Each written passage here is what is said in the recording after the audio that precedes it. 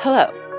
Tammy Talks Trauma is a podcast where we discuss the myriad ways trauma impacts our moment-to-moment living and how to turn a disconnected life into one of alignment.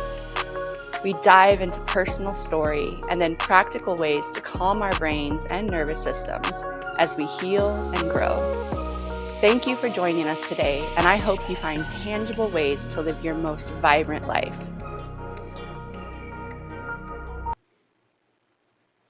When applicable, I like to start my episodes with a piece of writing from my website. Today's article is about what trauma is. I would like to share a content warning. This post refers to child abuse. Please take care of yourself and what your nervous system can handle as you decide whether to proceed with reading or listening. Trauma, trauma, trauma. Doesn't it seem like it's everywhere? With the, I think, wonderful and necessary advent of increased public discussion around mental health and the work so many of us are doing to destigmatize trauma-related conditions, trauma is quite the societal buzzword. But what exactly is trauma? By definition, trauma is a disordered psychic or behavioral state resulting from severe mental or emotional stress or physical injury. Be it blunt force trauma to the body or the endurance of ongoing psychological abuse, trauma disrupts our mental and behavioral well-being. In this regard, everyone will face some kind of trauma in their lifetime. No one gets through life completely unscathed by suffering. Trauma is a core part of the human experience, and empathy for the distress in others connects us in immensely beautiful displays of humanity. The Early Childhood Development Center for Missouri has a tremendously helpful breakdown of the different types of trauma. It sorts trauma into 3 categories. First is acute trauma that results from a single incident. Secondly, chronic trauma is repeated and prolonged, such as domestic violence or abuse. And lastly, complex trauma is exposure to varied and multiple traumatic events, often of an invasive interpersonal nature. Trauma's impact on people often depends on which kind of trauma they experienced, yet all can profoundly influence a person's life. For example, I have a dearly beloved friend whose father died in a plane crash when she was 11. That one event completely changed the trajectory of her life, her relationship with her mother, her relationship with herself, and her ability to self-regulate certain emotions. To this day, over 25 years later, and in spite of much healing work she has done, the loss of her father can still hijack her ability to fully engage with and trust others. I have often walked with her through that pain, and I wouldn't wish it on anyone. I share this intentionally because people can easily slip into believing in a trauma Olympics, whereupon a person can think the right to feel the pain of their trauma is based on if it was, quote, bad enough. So, a person who lost a loving parent, for example, might feel that they didn't really suffer because they didn't experience chronic or complex trauma at the hands of their caregivers. I relate to this deeply for 2 reasons. First of all, my entire childhood was filled with sexual assault, verbal abuse, physical abuse, psychological torture, emotional abuse, severe poverty, and the incarceration and loss of relationship with my incestuous father. I escaped that home, but then was drawn into spiritually abusive and controlling evangelical Christianity that ripped apart my soul and devastated my social connections when I left the cult. My trauma led to debilitating lifelong health struggles, and then as a parent, I went through an excruciating time where we thought my youngest child might not survive past the first few months of her life. The list of ways I have suffered can feel endless at times. Despite this background of all 3 categories of trauma, I have often told myself that I didn't really suffer. I'm not in a war-torn land burying limbs that are all that is left of my children. Or when I read about experiences I didn't have to endure, I tell myself that is actual suffering. My parents never chained me up in the yard like a dog. Therefore, I have no right to believe I have suffered, and as such, I should be fine now. But, secondly, there is another, equally unhelpful experience that I have had when connecting with other people. So often, friends like the one who lost her father will hear parts of my story and say, "Oh, well, what I'm experiencing is nothing like what you have suffered," when sharing their experiences. I understand the intention, and it's a good one, to want me to know they take the scope of my agony seriously. Yet it can feel alienating because while the three types of trauma do have differences, they ultimately are all trauma.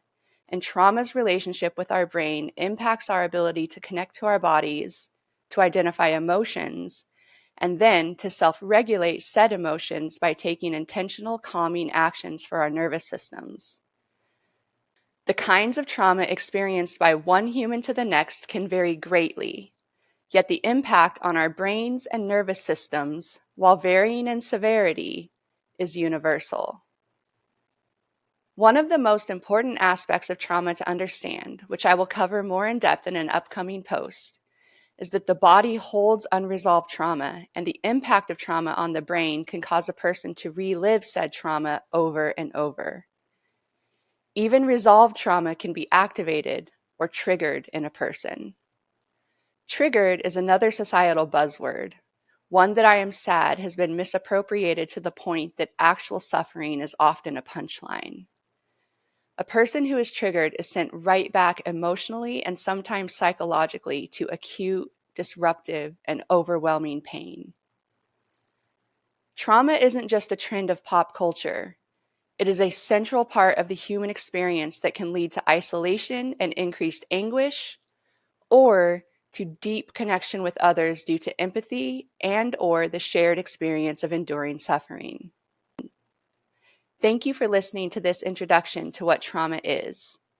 In my next post, I'll lay out the different parts of the brain and how trauma impacts our development. Today, we are joined by Molly Pfister. Molly is a therapist with 15 years of experience treating adults with trauma and addiction histories. In her private practice, she enjoys working with patients to understand the deep roots and patterns of emotions and behaviors to allow them to live life more fully. She is currently a third-year candidate in psychoanalytic training through the National Institute of the Psychotherapies in New York City. You can find her on her website at mollypfister.com. Hello, Molly. Thank you for joining me today. I just have Nice to to be start here. by, oh, thank you. I always forget that part, let the person respond. So thank you. I have to say that a funny little story regarding Molly. So I met Molly because she went to college with my co-parent, and I adopted her as my own friend too. And one funny thing is that when I found out that I'm on the autism spectrum, Molly was like, I always kind of wondered because you have such a knack for naming things, and that can be one of the aspects of someone on the autism spectrum. And it's really funny because my listeners that don't have video can't see it, but for my listeners with video, my microphone has a big blue wind cover, and I call my microphone Veruca Salt because to me, my microphone is a giant blueberry. So, just another example of me naming inanimate objects and giving them personal story when they are not people. Um, okay, so I want to dive right in. So, Molly, you are a therapist. So, I would like to Yes. know, how do you define trauma? Um, so trauma, in my understanding anyway, is it's something maybe painful or something that doesn't make sense and that our brain can't process. We don't understand what's going on, and it kind of throws everything into chaos. And we and then either kind of adapt to the situation, whatever we have to do to fit in to make things okay, or we avoid the situation. in very dramatic ways sometimes. And that's all unconscious. Mm. I absolutely relate to that, especially to, um, for me, avoiding escaping. Escaping was my coping mechanism for most of my life, and now connecting is a lot of work. Um, It's a lot of work. It can be so exhausting. it is. It's fulfilling, but I have a lot of days where it's like you have to do it. You don't get to not do this today. Today you have to do, whatever that thing is that I have to do. Um, but with that, so many people that go through this want to heal and grow. So, in your experience, how do some of your patients identify their trauma when they're seeking treatment with you? Some people come in with a real clear understanding of something that happened. They, a sexual assault or um, neglect or physical abuse as a kid, or sometimes people are really clear about what it is, um, but not always. Sometimes people they might not name it as trauma because it seems normal to them. Mm, Like they kind of assume everybody grew up like that or everybody has situations like that. And while that might be true that other people have experienced it, that doesn't mean that it's not traumatic. mm, Um, so it can be really interesting working with people as it starts to they start to put the pieces together, and especially when then we tap into the really deep emotions that they didn't even know they were there. They didn't even know how much they'd been avoiding, and um, how much effort that actually has taken. mm, They didn't even know that was going on. mm. Yeah, that piece I also deeply relate to. The time I spent as a Christian, which I've spoken about in my writing and on this podcast before, but my time as a Christian, I recognize was an avoidance tactic. It was me finding something to put my whole heart and life and soul into. And when I got out of it, I did not recognize the way that avoidance had taken over my whole life. I like to say that Christianity is like the strongest drug. The kind of Christianity I was in, I always leave the caveat that I cannot say every Christian is in a cult, but the kind of Christianity I was in was a cult. And I can recognize now that it took all of my energy, but I liked it. I liked that whenever I was going through a stressful time, all I had to do was repeat verses to myself over and over in my head. And if I could just repeat the verses, then eventually I could believe them and then I could glorify God. But all of that, again, was taking me out of myself instead of bringing me into myself. And again, now the deep, deep work is getting in touch with myself. And I've heard this from other people that have dealt with trauma too about the work is connection. The work is getting into yourself and learning to identify, and then once you can identify them, being able to regulate those emotions. Um, and It then can be that can lead to connection. Yeah. that period between identifying them and then figuring out now what do I do Mm, can be really rocky because it all of a sudden when you start putting it together it can be scary. And a lot of people, I don't know if you, I'm sure you had days where you were just like, I don't want to do this, no, this is too much. mm, I've survived, whatever, it's too hard of work yeah. Yeah. because it's So incredibly hard. it it's incredibly hard. I still have those days. Like I've just been thinking about this as I've been working on this because I've spoken a lot about thriving and I am thriving and that is true. But I always want to be honest that that doesn't mean it's easy. That doesn't mean that every day I still have to be like, okay, Tammy, you have to wash your face, you have to brush your teeth, like you have to take care of yourself, like really, really basic things. Um, but I want to go back a little bit. So, before the healing, what are some of the trauma responses that you see in patients, and how does their distress get displayed? I know that's a really broad, wide topic, but in your experience, how do you see those trauma responses and the distress being displayed? So I work with a lot of folks who have some level of addiction. Actually, I hesitate to even use that word because sometimes it's not that they're addicted; it's that um, it's a chronic avoidance, and Mm, substances are real helpful at that. Um, and uh, it's sometimes I'll use the analogy of how a glass of wine at the end of the day is a nice way to relax, and then eventually you need two glasses of wine and three glasses of wine, and then now it's a problem. Um, mm, that there's a threshold that gets crossed where it's not relaxing anymore. It's you're avoiding things. yeah. Um, Similarly with eating disorders, which I kind of Mm, put right next to substance use. Um, it's a way, if things are chaotic, if you can't control something in your life, if something is distressing, something you do have control over is what you put in your body.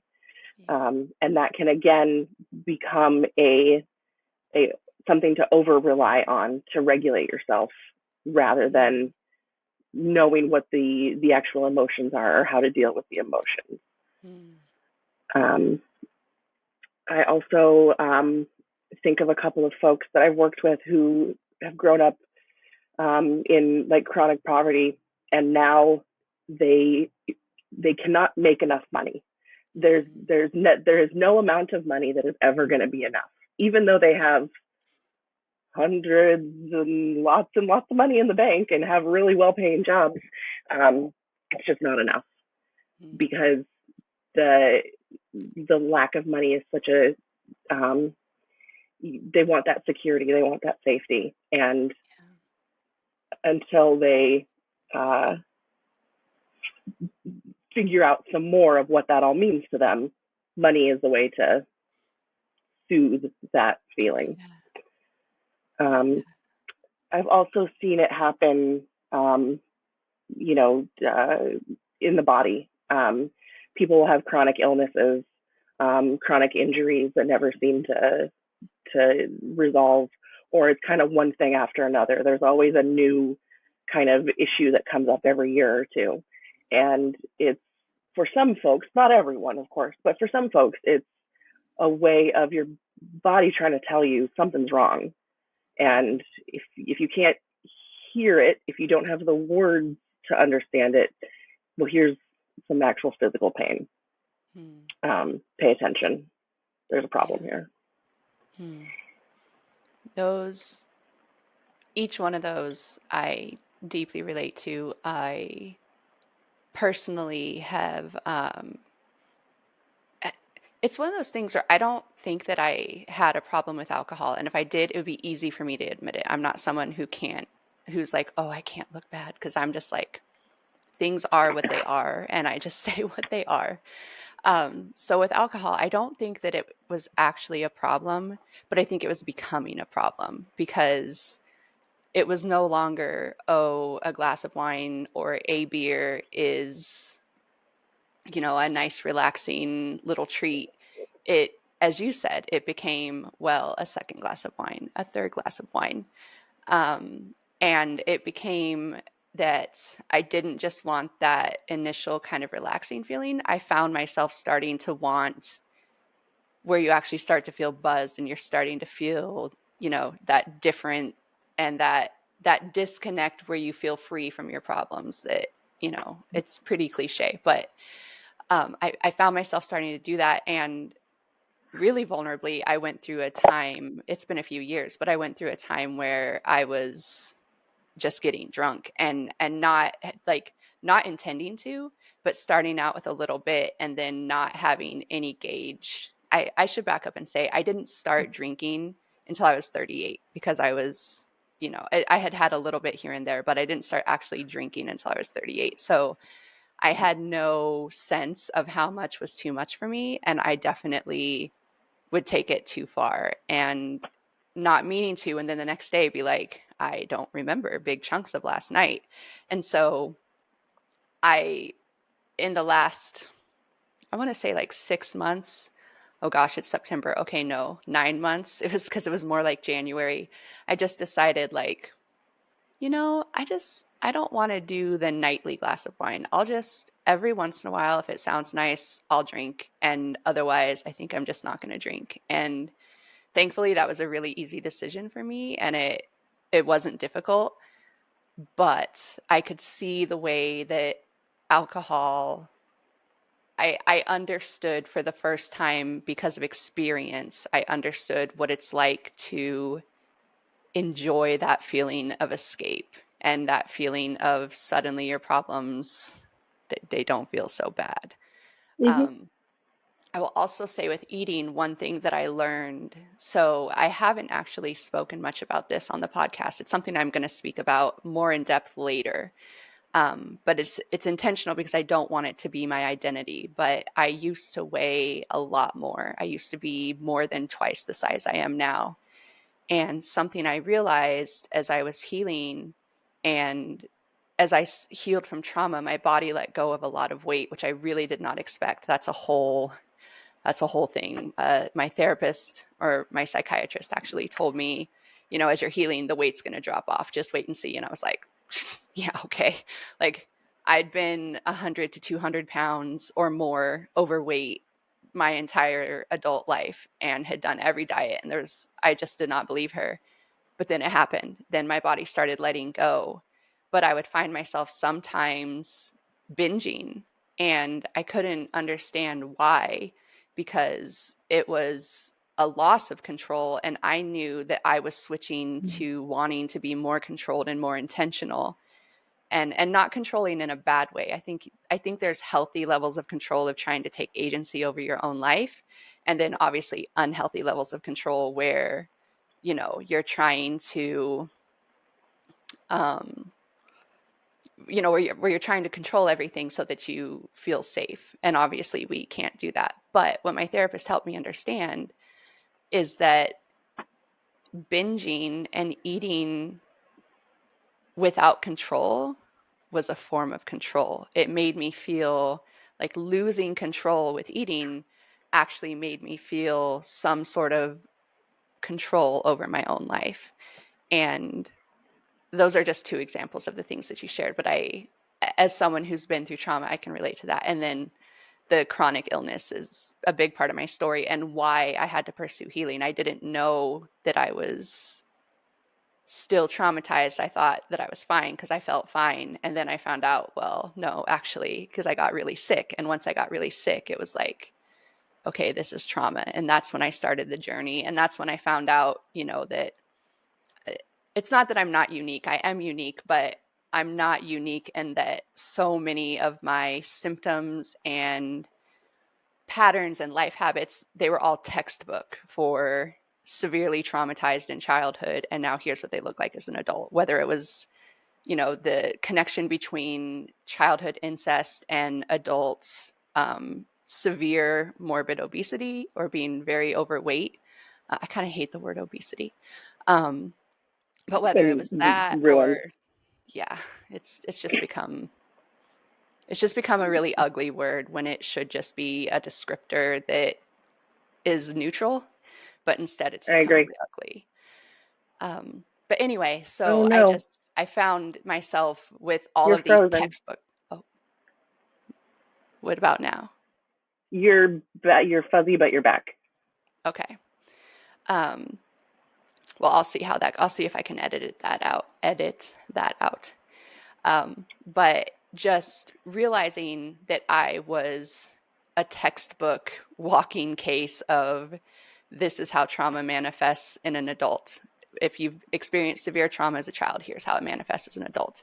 Even like you said with money, I grew up severely poor and now am fairly comfortable, but I never feel comfortable. I'm always like, what's going to happen to take away? Like when am I going to be poor again? And I cannot be poor again. Like that is something in me that like the thought of being poor again, severe panic, like it starts to make my heart race. It starts, and I'm not prone to panic attacks, but that's just an interesting example of how something from childhood can manifest in a very big way in an adult. Like the way my whole body can be taken over, my whole conscience can be taken over. Consciousness, not conscience. The way my whole consciousness can be taken over by this fear of poverty. It's and it's fairly irrational. It's not that it can't happen, but like it would take something that would devastate not just my family, but everyone, you know? So anyway, that's kind of rambly, but just me recognizing in the things that you're saying, I'm like, oh, yep, I see myself there. Oh, yeah, I see myself there. Oh, that I relate to that too. Um, but a big part of my story is getting sick and realizing I needed to pursue healing or I would die young. And I really don't want to die in my 40s or 50s. So I pursued healing. And the number one way I pursued healing was through therapy. And that is what you do. So, in your experience with people that have gone through all these things who cope in these ways, how do you find that therapy helps? Um, so therapy, the way I practice therapy, is that this physical room that I'm in, this space that we are together, um, we can hold the painful, awful memories, feelings together. We can experience them there. Here, we don't have to run from them, hide from them, deny them. Um, that of course that's not easy to do. It takes a while to get there, but we can do that together. You're not alone. Um, so many folks feel that they're those traumatic um, memories and experiences are just simply too much for someone else, and they would be putting a burden on someone else if they were to try and talk about it or explain it. And that's not the case in my office anyway. There is no one's too much. You're a person. Yeah. You're just a human. Um, we also often have to, or often do work. Do some work on connecting emotions to memories or maybe like facts that we know from our history. It's not always clear why we react one way or another to something until you sit and think about it for a while and realize, oh, that's the way my mom would say that before she got mad. Mm. I didn't know that's why I hate the way that phrase or that tone of voice. Mm. Um, and then, and sometimes it's lovely when we can do that. It's super helpful. It doesn't always happen. Sometimes the emotions are just there, and we don't really know, and we might not know. But again, that's okay. There's no. I want to help people learn that it's okay to have their emotions. Like Mm. they don't need to be denied or ignored or covered up. They're a part of being human, Mm. and they're a part of your history and how you who you are because of them or Mm. in spite of them. That is incredibly powerful because it's the burden part, the feeling that you are a burden on other people because you have complex emotions, I think is something that so many people can relate to. And I don't think you have to have capital T trauma where you can look back and say, oh, here was this horrible abuse I experienced, or here was this horrible assault I experienced.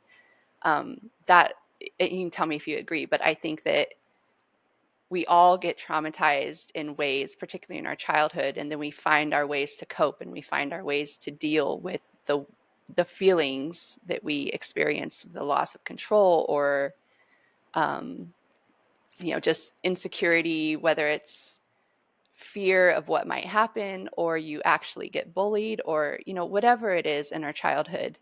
um, we find our ways to respond, and often like for myself, like, yes, I had a lot of big trauma, but then I also just had normal experiences, normal, kids at school were rude or things like that. And just finding as an adult that I have these patterns that I developed that they kept me safe for a long time, but now they're no longer helpful to me. They're no longer useful. And so learning how to cope with those things and then to actually feel my emotions instead of trying to control my emotions, um, that is huge. And then obviously, then allowing someone else to step in, that's the scary part, because that's where it feels like, I don't want what I went through to be hard for someone else. Like, it can be difficult for people to hear what I went through. So I don't want to burden them with that. And, that can be wise with, a random person, but with a therapist, that's exactly where you should be able to feel those big emotions and feel safe and feel seen and feel known. So I love that you do that work. I love that you are able to help people who maybe never have felt like they had a safe space with another person, and they have Mm-hmm. that with you. And that's incredibly powerful. I noticed behind you that you have a little art piece that says safe space. I noticed that when you first got on, and I love it. So, okay, well, so we've talked about what trauma is. We've talked about how people can identify maybe what their trauma is or how they've responded and the ways they need help. We've covered the ways that you have been able to help people. So, with the agreement between us that therapy is such a huge and powerful tool, and I think a necessary tool for so many people, how does someone find a therapist? Because obviously, not all therapists are created equal, and it can be difficult to find someone who fits with you. So, in your experience, how would someone who's listening to this and being like, okay, actually, maybe therapy is for me, how could that person find a therapist? Um, I want to say first that therapy is a privilege. It's not available to everyone. It takes time. It takes the logistics. It takes money. I would do this for free if I could, but I have bills. uh, uh, you know, if you have health insurance, you do have some mental health coverage. It might not be very good, but you do have some in there. That was part of the ACA. You can go through your insurance website to find a provider. You can go somewhere like Psychology Today or Therapy Den is another good search engine, I suppose, where you can put in the different parameters of location and insurance and what you want to deal with. Um, Finding someone you feel comfortable with is the ultimate. You're not going to spill all of your horrible, painful stuff to just anyone. Mm-hmm. So I encourage people to, you can interview your therapist. It's you are free to ask any kind of question, and the therapist will answer however they want. Some people are more reserved than others, um, but take your if you have the privilege and all of the other stuff to take your time to find someone that fits, um, you have a much well, I can't guarantee you're going to have a better time, but more likely that it will go well and you'll experience some um, relief. And I don't know. I hesitate to say it's going to go away because I don't think it ever really goes away. Um, but you learn to cope better. Um, you learn other ways of being, and you can grow. You can grow beyond it. It doesn't need to be the big thing all the time getting in Mm-hmm. your way. Yeah, that, first of all, I love, thank you for pointing out that it is a privilege, because that is something, well, again, being vulnerable, I wrestle with guilt that I have had I won't go into every detail, but I have had many things line up that have allowed me to pursue healing that typically a person wouldn't be able to do. Like I was too sick to work and still was able to pursue therapy and help because I happened to be married to someone with incredible health insurance. So even though I was not in a place that I could work and get health insurance for myself, I had it through my partner. And and I still do. We actually are still legally married because his health insurance is it's unmatched. It would be tens of thousands of dollars without it, and that even being in a little more comfortable place is not something that I could afford.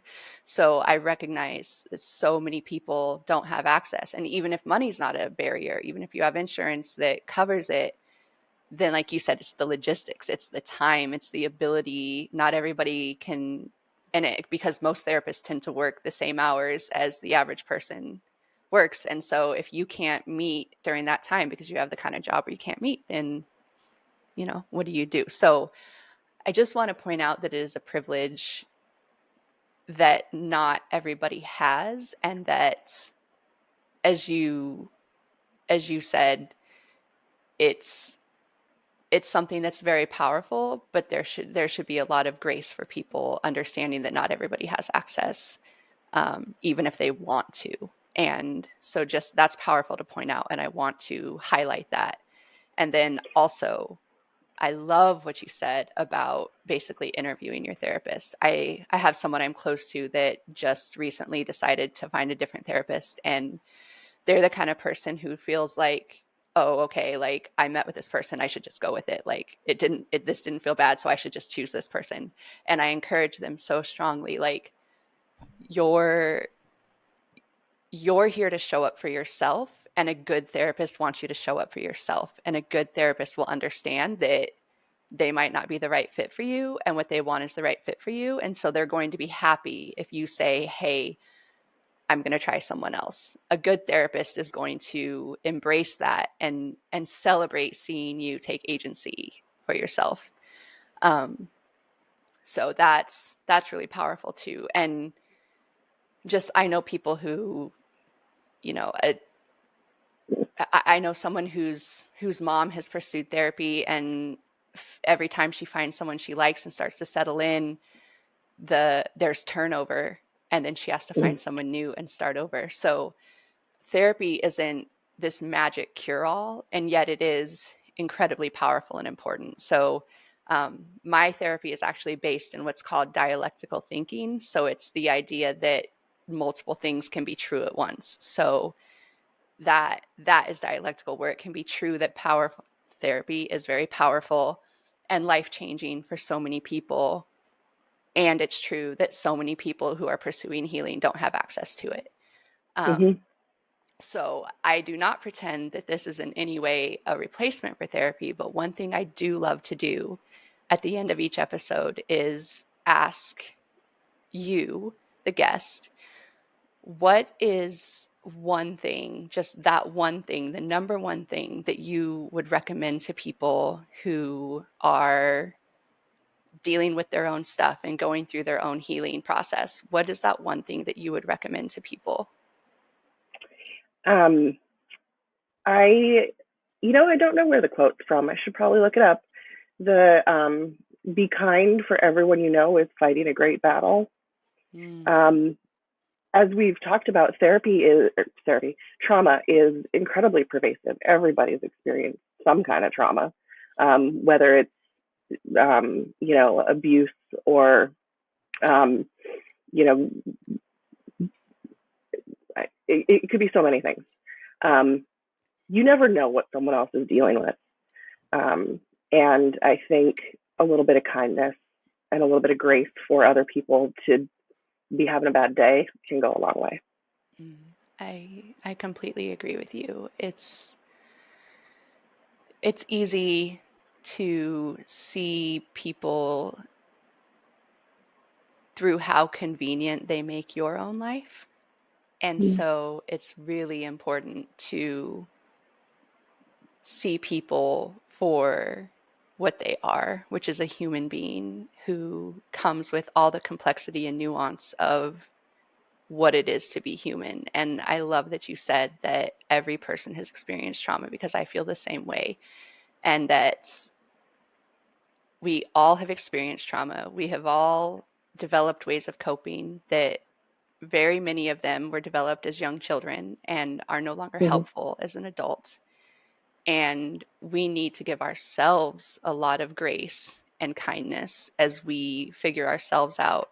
And I think that that's so key to being able to give it to other people, is when we can be gracious and kind with ourselves, the ability to look at others and extend grace and kindness. For me, it comes much more naturally when I'm being kind and gentle with myself, instead of judging myself and being angry with myself for not being this pinnacle of healed, like for not reaching some summit of healing. Um, so that's, I always try to remind myself, people are doing the best they can, even if what they're doing sucks. I try to give them the benefit of the doubt that they're really doing the best they can. They're trying. Yeah, they Yeah, don't know how to that's do it right. differently.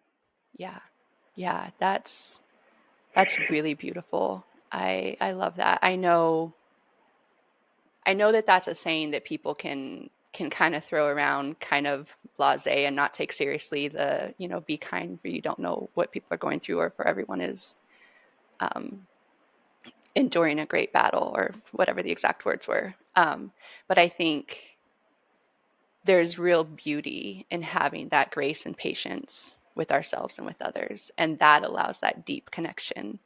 I think trauma can either lead to isolation and harm, or it can lead to deep connection because of empathy. So, Mm. yeah. Well, this was great. Thank you so much. I loved having you. I loved having the perspective of someone who does this work professionally. Um, and yeah, is there anything else you'd like to say before we wrap up today? Uh, no, thanks for chatting with me. This has been good. I'm glad that you're doing this. Yeah. Well, thank you. I legitimately, I'll be real. I've had times of like, why am I doing this? Like, there's so many people out there. Like, there's even, if you look up Tammy Talks Trauma, I don't even know if I show up or if I'm, but then I'm just like, no, there are going to be people who this helps them, and it's worth it. I should have said that when I talked about how to find a therapist. There aren't enough. Mm, Um, I I get calls all the time of people who have called 20 therapists and mm, no one's taking new patients. So any resources that are available or can become available are good and useful and should exist. yeah, I agree with you. People deserve to heal. Definitely. Awesome. Well, thank you so much for joining me today, Molly. I am so grateful to every listener, and I hope that you've learned something today that can help you with your own healing journey and help you find your own ability to thrive. So, thank you, and I'll catch you next time. I hope you enjoyed joining me today on Tammy Talks Trauma. May you feel inspired and encouraged to apply what you learned, so that you experience greater alignment and vibrancy in your one beautiful life.